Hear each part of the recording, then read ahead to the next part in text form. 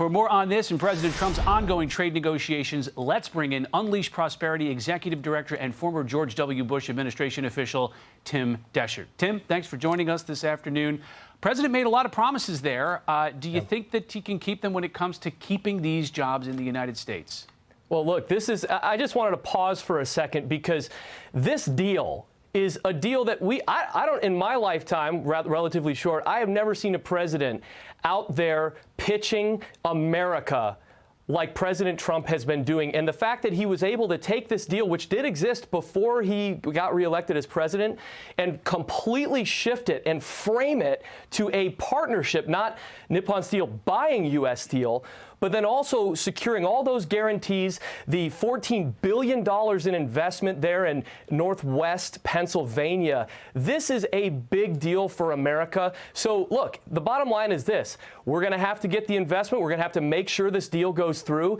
And then we're going to have to figure out how to staff all of these jobs, to fill these 70,000 positions, making sure that our local governments, our state governments are preparing for the workforce needs of the future. So there's a lot up in the air right now, but it's important to just pause and say, this is incredible that the president has been able to pull this off. Yeah, U.S. Steel, the president of U.S. Steel, the workers union, had a quote on this. He said, "The devil's always in the details, and that is especially true with a bad actor like Nippon Steel that has again and again violated our trade laws, devastating steel communities in Pennsylvania and elsewhere.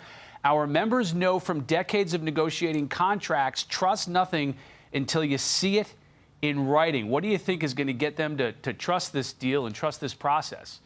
Well, look, it's got to play out. I mean, you could say that about any deal ever signed or ever made. That's the bottom line. What it does is that the thing that's crucial is that Trump was able to secure seats on the board, make it controlled by U.S. by U.S. folks, by people in the U.S. government. If they wanted to make other changes to the agreement, that's going to have to go through folks here in the United States, and also framing it as not necessarily U.S. Nippon Steel buying U.S. Steel, but this is an investment. It's a partnership. And so, look, you could go to negative town all day on this if you wanted to, but I think it's important to pause and say that I don't think that we've ever seen a deal quite like this worked out at the highest level of the presidency in all the land. All of this is in the context of the president negotiating trade deals. He had an announcement last night. He said that steel tariffs are going from 25 to 50%. Does that give him leverage in negotiations, or does that complicate some of these trade deals that he's trying to negotiate? Look, I don't want to keep, saying that we're back to the art of the deal, but we are back to the art of the deal here. There's no question about it. We're at 25, goes up to 50. We bring the people that we want to bring to the table. Maybe countries are dragging their feet. Maybe we're not getting the negotiations from Canada, Mexico, from China where we want them. As we heard on China, Trump's frustrated with that. So, what does he do? Well, he says, if you're going to stand in my way of Liberation Day tariffs, well, when you haven't stood in my way are the Section 232 tariffs, which are steel and aluminum. So let's use every arrow in the quiver to try and bring this deal, bring people back to the table to continue negotiating a better deal for America. Now, we'll see if that works. We'll see if it pays off.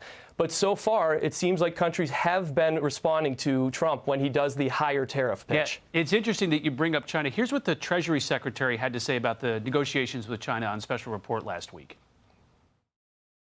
And what about China, specifically China, and that obviously started in a different place? How can you characterize those talks now? I would say that they are a bit stalled. I believe that we will be having more talks with them in the next few weeks. Tim, I feel like negotiations with China have been stalled for decades. You remember there was the first Trump administration. China never complied with that deal that they reached. Now you've got a stall in the current negotiations. Why does the administration think it can strike a trade deal with China? Well, it's actually working since the first administration, Rich. I mean, the imports that we used to get from China before Trump came to office, 1 in 4 of all of our imports came from China. Now it's 1 in 10 at this point. China needs the United States of America a heck of a lot more than we need China at this point. We've got relationships with all over the world that we can work with. This is how Trump is seeing it, by the way. And so when he sees that, there's room here to negotiate. China needs this deal. They need this. What's happening internally there in China, we know is not good. Their internal economy is not looking good. So they have to come to the table. So what do?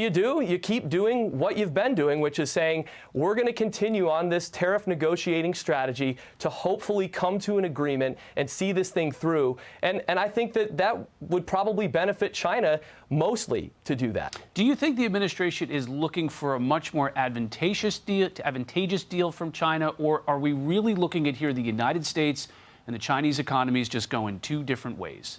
I think it's both. I think Trump has said both, that he wants China to make good deals to help them prosper, but most importantly, we have to make good deals for us, and most importantly, our national security, Rich. I mean, this is a big deal. When we're doing trade relationships with China and basically funding their military building up there in the South China Sea, their warships, all that stuff, while we're, decades behind catching up to them with our Navy and our military building, this is something that is actually, it's why Section 232 has not been stopped by the court, because there is a justification national security-wise against China in this. And so, yeah, I do think that China is in a position of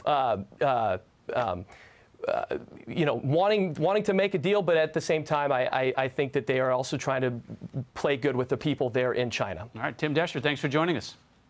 Thank you, Rich. Hey, it's Will Cain. Click here to subscribe to the Fox News channel on YouTube. It's the best way to get our latest interviews and highlights. And click to subscribe to the Will Cain podcast for full episodes right now.